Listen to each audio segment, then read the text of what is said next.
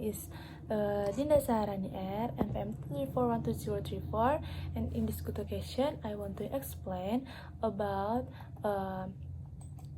the future of a corporate integrity, atau kita sebut juga dengan sifat dasar akuntansi lingkungan.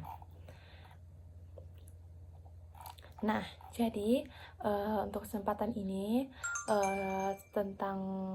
saya akan menjelaskan tentang sifat dasar akuntansi lingkungan. Mungkin selama ini kalau kita dengar kata akuntansi, yang terbayang di kepala kita tuh cuman tentang angka, duit, untung, rugi, dan gimana sih cara kita bikin investor itu senang. Tapi kita nggak sadar kalau sekarang bumi ini lagi krisis iklim di masyarakat dan makin kritis. Nah, bisnis zaman sekarang itu udah bisa lagi tuh cuma mikirin cuan tanpa peduli lingkungan. Nah, disinilah akuntansi lingkungan masuk sebagai solusinya.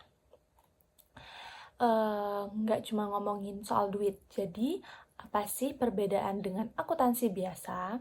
Sifat dasar yang pertama itu multidimensi, yang artinya apa yang dicatat itu punya dua sisi. Sisi pertama tetap berupa moneter atau uang. Misalnya, berapa biaya buat mengelola limbah atau biaya denda polusi. Nah, tapi sisi yang kedua itu adalah data fisik alam.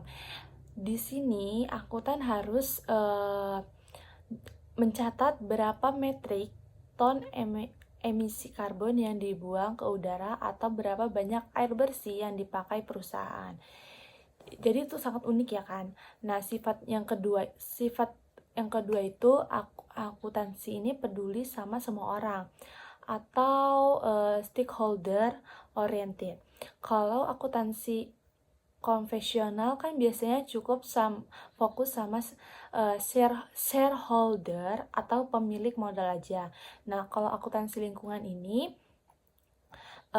meluaskan pandangannya ke masyarakat sekitar, pabrik, pemerintah, sampai komunitas pencinta alam. Tujuannya apa? Biar bisnis bisa jalan tanpa harus merugikan living space orang lain. Nah, sifat dasar yang ketiga adalah sebagai alat mitigasi risiko. Maksudnya, akuntansi lingkungan ini sifatnya proaktif, bukan pasif. Perusahaan nggak nunggu lingkungan rusak dulu baru mencatat kerugian. Justru dari awal mereka udah menghitung dampaknya ke alam, biar manajer bisa langsung tahu, oh kalau kita buang limbah segini, nanti beberapa tahun ke depan kita bisa kenal illegal issue atau didenda miliaran. Jadi ini semacam alarm pengaman buat perusahaan. Sifat yang keempat itu adalah fokus jangka panjang atau sustainability. Akuntansi lingkungan itu benci banget sama taktik yang penting untuk cepat hari ini.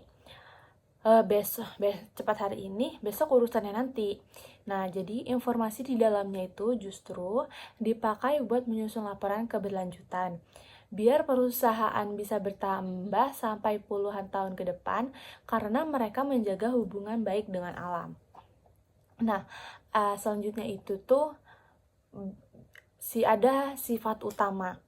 Nah, yang selanjutnya ini biasanya sifat ini nih yang paling seru atau penting banget buat kita tahu, yaitu sebagai mekanisme anti atau greenwashing. Teman-teman pasti sering kan lihat iklan produk atau brand yang klaimnya kami ramah lingkungan, kayak gitu biasanya.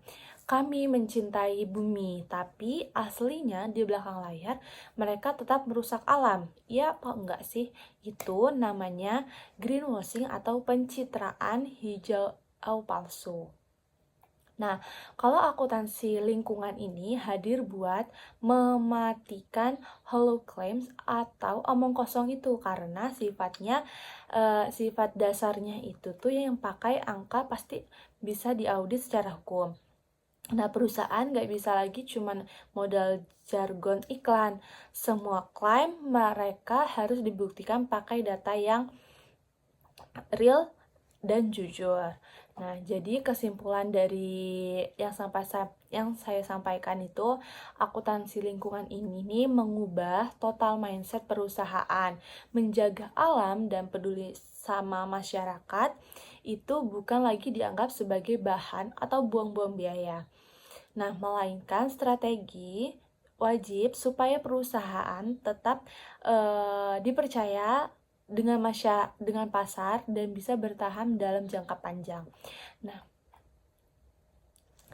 Nah, kalau mau bisnisnya sukses dan survive, ya kuncinya harus balance sama alam. Itu aja yang saya terima. Terima kasih. Sekian dari saya. Wassalamualaikum warahmatullahi wabarakatuh. Bye-bye.